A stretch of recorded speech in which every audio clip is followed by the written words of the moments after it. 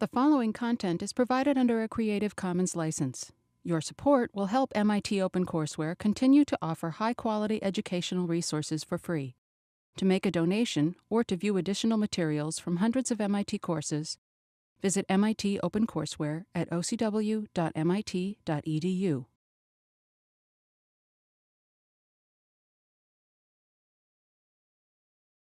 So, on behalf of the Sloan School, I want to welcome all of you to 15401 Finance Theory.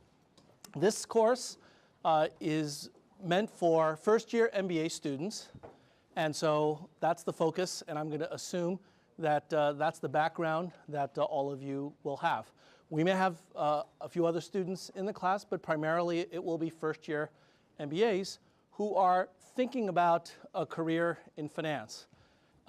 As well as those of you who aren't sure about a career in finance but are curious about it. Hopefully, over the next 13 weeks, we'll be able to satisfy that curiosity. I want to start by talking a little bit about what finance is and how I got interested in it, because I think it's often helpful in order to motivate a subject to get a sense of how somebody else decided to choose this as a profession. To do that, I have to go back a little bit and give you some background about my own educational experiences. So let me start by mentioning that I've been at MIT for the past 20 years and been in the finance group all that time. Before that, I taught at the Wharton School for 4 years. And before that, I got my PhD in economics from Harvard University, and then graduated in 1980 from Yale, also majoring in economics. And during that time, I've learned an enormous amount, both about finance and the real world. But one of the things that I keep coming back to is the fact that the finance field is almost unique in how it applies to practical management problems. And what I'm going to try to do over the next 13 weeks is to convince you of the fact that finance is, in fact, the most important subject that you'll ever encounter. That, in fact, finance is at the core of everything that you will ever do in business and in management. Now, that's a tall order, I recognize. And I suspect that some of you are quite skeptical about the role that finance might play in your own career objectives. And I know many of you have very different career objectives. And I'm not even trying to convince all of you to go into a career in finance. But I am trying to convince all of you that finance is really the lifeblood and the basic lingua franca of all of business. And that's one of the reasons why finance is such an important subject. Now, before I begin, let me ask you a question. How many people have had no finance background whatsoever? Well, that's great. I look forward to a challenge.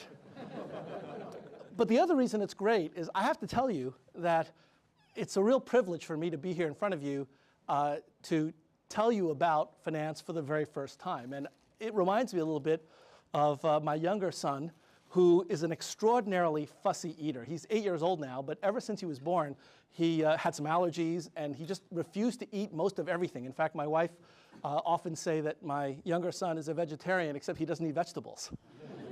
So he's an incredibly fussy eater, and somehow when he was 1 year old, he saw my older son eating an ice cream cone and figured that that's something he ought to try. How he figured that out, I don't know, but he tasted it for the very first time, and you could see his face change in about 4 seconds from disgust to curiosity to absolute enthrallment with the taste and feel of ice cream. He just loved it thereafter. That's one of his major food groups now, it's ice cream. And so I feel privileged to be able to share that experience here, in the sense that once you get a taste of finance, I think you're going to be incredibly excited and enthralled by the subject, because it's one of the few subjects, in fact, it's the only subject that I've encountered that is both rigorous, it's extraordinarily challenging from a research and intellectual perspective, and at the end of the day, it's extremely practical. In fact, I would say it's indispensable for financial management. So I'm going to try to convince you of that over the next 13 weeks, and I'm going to do that by going over material that you will find indispensable. As many of you know, at the end of the course, we have a ritual where we hand out teaching ratings. And among the finance faculty, among all the faculty, we're very concerned about good teaching. So these teaching ratings actually matter. And I've always thought that having a teaching rating survey at the end of the semester is somewhat misguided. What I'd like to do, and what I've proposed, hasn't been adopted yet, I propose to have teaching ratings submitted 5 years after a course is done. Now, this may be problems for some people who aren't up to speed in the classroom. But the reason that I say this is because it will only be after you get into your jobs, into your careers, before you realize how useful finance is. And 5 years from now, I suspect all of you will come back and say, gee, this is one of the most important courses you've ever taken. Not because of me, but because of the substance of what we're going to cover over the next 13 weeks. It's because of you and all of the work that you will put into this course. This will be the most challenging course you will ever love. So stealing from the military, I think that you'll really appreciate how the discipline of financial logic will help you to think smarter about all of your management decisions, no matter what you decide to do with your careers. Now, that's a very tall order. I've built up expectations, so I'm going to have to deliver over the next 13 weeks, and we'll see whether or not we can do that. But let me start now by talking about what we're going to cover today. I want to start with a little bit of motivation, and then talk about the dramatis personae. These are the cast of characters that we're going to be focusing on over the next 13 weeks. And then I'm going to lay out the fundamental challenges of financial analysis. It turns out there are only two. There are only two challenges in financial analysis. And once you figure both of those out, you're done. So if by chance you can figure that out before the end of the class, you don't need to come back for the rest of the lectures. Then I'm going to turn to providing you with a framework for thinking about these financial challenges. To me, it's very important to have a framework to start with because I like to organize my thoughts into things that I know and things that I don't know, and of the things that I know, how did it relate to the stuff that I already knew or thought I knew? So I want to give you a sense of that kind of framework to think about financial analysis up front. You probably won't fully appreciate it at this point, but sometime over the next 13 weeks, you will get it. And so I want to give that to you so that you can start thinking about it subconsciously, unconsciously, and then eventually you will understand how all the pieces fit together. I then want to talk about the importance of two aspects of financial analysis that make finance different from every other discipline you will ever encounter here at MIT and elsewhere. And that is time and risk. Without those two factors, it turns out that finance is actually done. In other words, there's no real research challenges, no open questions left once you eliminate time and risk. Put it another way, the only reason that there exists a finance department and finance faculty and finance journals and a finance industry, the only reason is because of time and risk. So I'm going to come back to that. Then I'm going to conclude by giving you the 6 basic principles of finance. These are principles that you will encounter in all of your finance courses for the rest of your stay at MIT and elsewhere. These are the ideas, the fundamental ideas that have shaped financial markets and that are at the root cause of all of the financial market innovations as well as all of the financial market crises that we've seen, including what's been going on over the last several months in the subprime mortgage market. In fact, we're going to talk about the subprime mortgage problems after we cover fixed income securities. Right now, I suspect most of you know that there's something going on, know that it's bad stuff, but you don't know why, how, where, when, and what to do about it.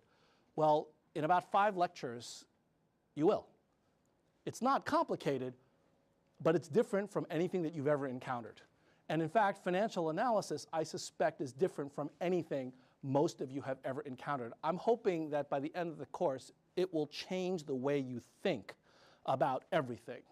And again, I recognize that that's a tall order, but you tell me 13 weeks from now whether or not I've delivered. Okay.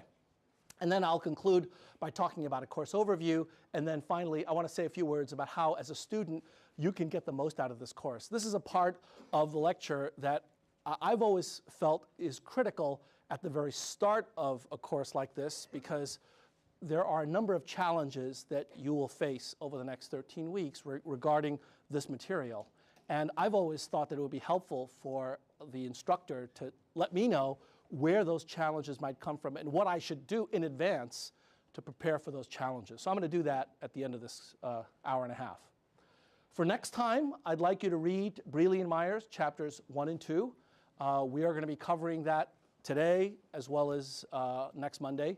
So please keep up with your readings, all right? And at the end of this lecture, I will talk a bit about the course requirements and other aspects of the course mechanics. Okay, any questions? All right, let me start with some motivation about why you might want to study finance and why finance is so important. And I've always found that with motivation,